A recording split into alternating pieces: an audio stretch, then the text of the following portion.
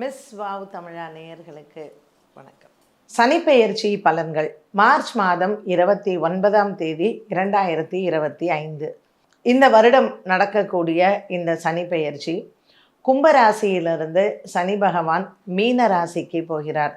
இது திருக்கணித முறைப்படி ஒவ்வொரு ராசி நேயர்களுக்கும் எப்படி இருக்கும் அப்படிங்கிறத பார்க்கறதுக்கு முன்னாடி பொதுவான பலன்கள் எப்படி இருக்குன்னு பார்க்கலாம். பொது பலன்கள் அப்படின்னு சொல்லும் பொழுது சனி பகவான் மீன ராசிக்கு போகிறார். இந்த மீன ராசி அப்படிங்கிறது குருவினுடைய வீடு. இப்போ சனி பகவான் பிரவேசம் செய்யக்கூடிய இந்த காலகட்டமானது மீன ராசியில் ஏற்கனவே ராகு பகவான் இருக்கிறார். சுக்கிரன் புதன் ராகு இருக்கக்கூடிய இந்த கிரக கூட்டு கிரகங்களில் இப்போ நமக்கு சனி பகவானும் போகும் பொழுது 4 கிரக சேர்க்கை மீன ராசியில் வருது. ஒரு சில வருடங்கள் இந்த சனிப்பெயர்ச்சியில் இந்த மாதிரி நடைபெறக்கூடும்.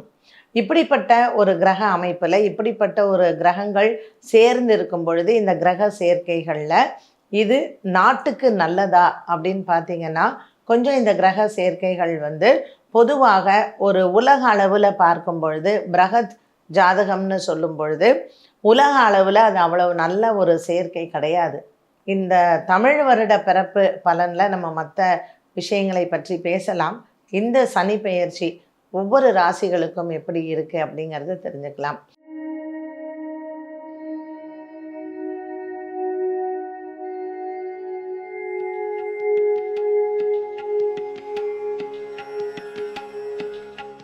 மீன ராசிக்காரர்களுக்கு இந்த சனி பெயர்ச்சி எப்படி இருக்கும் அப்படின்னு பார்த்தீங்கன்னா, மீன ராசிக்காரர்களுக்கு இந்த சனி பெயர்ச்சி ஜென்மத்தில் வரக்கூடிய சனி பகவான். ஸோ ஜென்மத்தில் சனி பகவான் வராரு, ஐயோ எப்படி இருக்குமோ அப்படிங்கிற ஒரு அச்சம் எல்லாருக்குமே இருக்கும். இப்போ மீனத்தில் பார்த்திங்கன்னா உத்திரட்டாதி நட்சத்திரக்காரர்களுக்கு பெரிய அளவுக்கு பாதிப்பு இருக்காது. ஏன்னா அது சனி பகவானினுடைய நட்சத்திரம்தான். இந்த மீனராசிக்காரர்களுக்கு குருவின் வீட்டில் சனி பகவான் அமருவது அப்படின்னு பார்க்குறச்சே குருவும் அப்படியே நமக்கு கேந்திரத்தில் 4ஆம் இடத்திற்கு தான் போகிறாரு. ஸோ புதன் வீட்டில் குரு பகவான் அமையக்கூடிய ஒன்று. இவங்களுக்கு 4இல் வரக்கூடிய குரு, ஜென்மத்தில் இருக்கக்கூடிய சனி, 12ஆம் இடத்தில் இருக்கக்கூடிய ராகு அண்ட் 6ஆம் இடத்தில் இருக்கக்கூடிய கேது, இப்படி ஒரு கிரக அமைப்பு. ஸோ எப்படி இருக்கும் இந்த மீனராசிக்காரர்களுக்குன்னு பார்த்திங்கன்னா ஓரளவுக்கு இவங்களுக்கு பெரிய அளவுக்கு பாதிப்புகள் இல்லை. இருந்தாலும் ஆரோக்கியத்தில் ரொம்ப ரொம்ப ரொம்ப நிறைய மருத்துவ செலவுகள் இவங்களுக்கு வரும். எப்படிப்பட்ட செலவுகள்னு பார்த்திங்கன்னா மெயினாக ஸ்கின் ரிலேட்டட் ப்ராப்ளம்ஸ். சோரியாசிஸ் இருக்கிறவங்களுக்கெல்லாம் அது அதிகரிக்கிறதுக்கான ஒரு காலகட்டமாகவும் இருக்கும். குறிப்பாக காலில். ஸோ காலில் 2 பாதம் இல்லைன்னா கால், இது 2த்துலேயுமே இவங்களுக்கு ஏதாவது ஒரு பிரச்சனை வந்துக்கிட்டே இருக்கும். இல்லைன்னா ஒரு சின்ன கல் குத்திருச்சு, சின்ன ஆணி குத்திருச்சுன்னா கூட அது ஒரு பெரிய செலவை வைக்கும். அதனால் உங்கள் 2 பாதங்கள் கவனமாக பார்த்துக்கோங்க.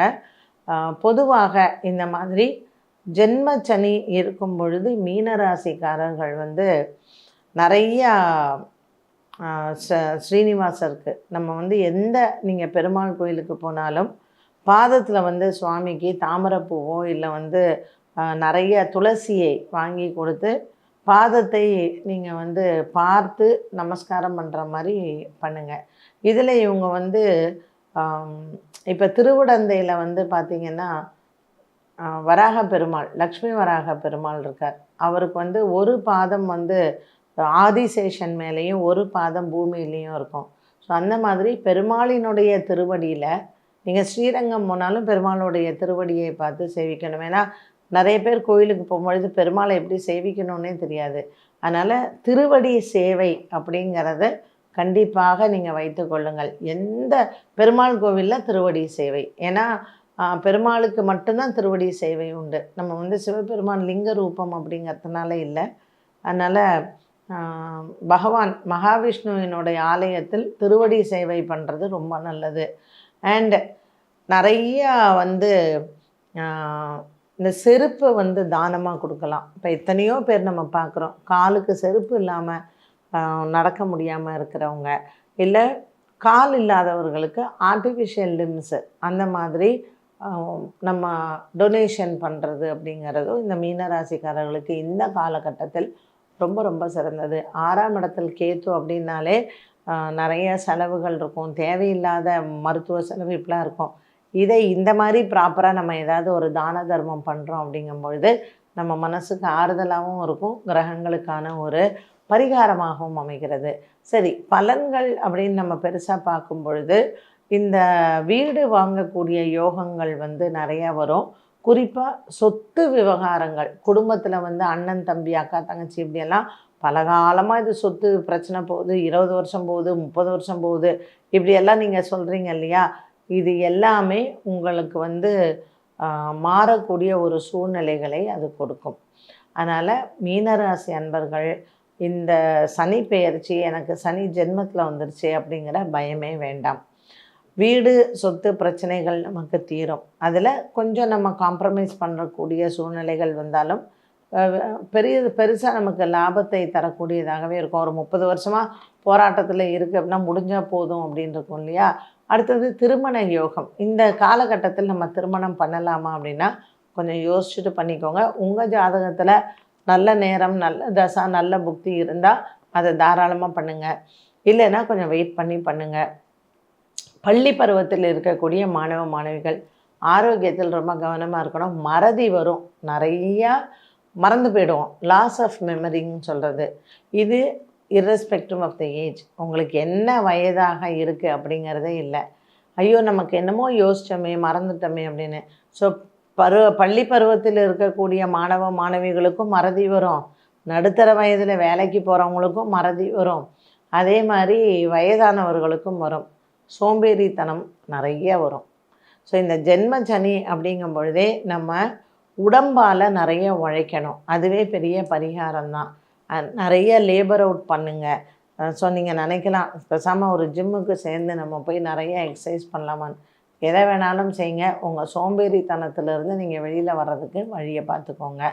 இதில் வேறு என்ன பரிகாரங்கள் நம்ம செய்யலாம் அப்படின்னு பார்த்திங்கன்னா, கருடனுக்கு சனிக்கிழமை தோறும் தீபமேற்றி வழிபாடு செய்வது. அப்புறம் நமக்கு உடம்புல சுறுசுறுப்பு வரணும். இந்த சனி மந்தன்னு பேர், நமக்கு மூளையை மந்தமாக்கிடுவார். ஸோ இந்த சனி பகவான் நமக்கு ஒரு சுறுசுறுப்பை தர்றதுக்கும் ஒரு நிறையா ஞாபக சக்தியை பெருகுவதற்கும் கோவில்களுக்கு எந்த ஆலயமாக இருந்தாலும் பரவாயில்ல நல்லெண்ணெய் தானம் பண்ணுங்கள். படிக்கக்கூடிய பள்ளி மாணவ மாணவிகள் ஹயக்ரீவர் ஸ்லோகம் ஞானானந்தம் மயந்தேவம் நிர்மல ஸ்பட்டிகா கிருதம் ஆதாரம் சர்வ வித்யானாம் ஹயக்ரீவ உபாஸ்மகே. ஸோ அது விநாயகர் ஸ்லோகம் ஃபஸ்ட்டு சொல்லி கொடுங்க. சும்மா விநாயகர் ஸ்லோகம் எது வேணாலும் சொல்லுங்கள். சுக்லாம் பரதரம் விஷ்ணும் சசிவர்ணம் சத்துர்புஜம் பிரசன்ன வதனம் தியாயே சர்வ விக்னோபசாந்தியே. அப்புறம் ஹயக்ரீவர்து சொல்லலாம். சரஸ்வதி நமஸ்துபியம் வரத்தை காமரூபிணி வித்யாரம்பம் கரிஷ்யாமி சித்தித் பௌத்தமே சதா. ஸோ இந்த 3 படிக்கிற குழந்தைங்க டெய்லி காத்தால் ஒரு 3 வாட்டி சொல்லிட்டு ஸ்கூலுக்கு போங்க. நல்ல ஞாபக சக்தி இருக்கும். இந்த ஞாபக மறதி அப்படிங்கிறது இந்த சனி பகவான் நம்மளுடைய ஜென்மத்தில் இருக்கும் பொழுது நமக்கு நிறையா கன்ஃபியூஷன்ஸும் நிறையா நமக்கு யோசிக்கக்கூடிய ஒரு சந்தர்ப்பமும் இல்லாமல் செய்கிறோம். ஸோ புத்தி மங்கி போயிடுச்சு எனக்கு அப்படின்னு சொல்கிறோம் இல்லையா? அதனால் முக்கிய முடிவுகள் எடுக்கிறதுக்கு முன்னாடி இந்த உங்களுடைய குலதெய்வ பிரார்த்தனையை செய்யுங்க. அண்டு நிறையா ஏழை எளிய அநாத குழந்தைங்களுக்கெல்லாம் செருப்பு தானம் பண்ணுறது. நிறைய பேர் நமக்கு அதுவும் இந்த வெய்ய காலத்துல எல்லாம் ரொம்ப கஷ்டப்படுவாங்க செப்பல் எல்லாம், அவங்களுக்கெல்லாம் நீங்கள் வாங்கி கொடுக்கறது. இந்த மாதிரியான சின்ன சின்ன சேரிட்டி பண்ணுங்கள். ரொம்ப நமக்கு மனசுக்கு நிறைவை கொடுக்கும். கிரகங்களுக்கும் அது ஒரு பெரிய பரிகாரம். அண்ட் கோவில்களுக்கெல்லாம் நல்லெண்ணெய் வாங்கி கொடுக்கறது. இந்த மாதிரியான விஷயங்கள்லாம் நம்மளை ஈடுபடுத்திக்கிட்டோம் அப்படின்னாலே கிரகங்கள் பெரிதளவுக்கு நம்மளை பாதிக்காது. இந்த மீனராசினியர்களுக்கு ஜென்மச்சனி வருது அப்படின்னா கூட பெருசாக நம்மளை பாதிக்காத அளவுக்கு இந்த பரிகாரங்கள் எல்லாம் செய்யும் பொழுது இறை அனுகிரகமும் தெய்வ நம்பிக்கையும் நம்மளையும் ஆன்மீகத்தில் ஒரு பெரிய ஈடுபடுத்தி கொண்டால் எந்த கிரக பெயர்ச்சியாக இருந்தாலும் நமக்கு மனதில் தைரியமும் ஒரு உற்சாகத்தையும் நிச்சயமாக கொடுக்கும்.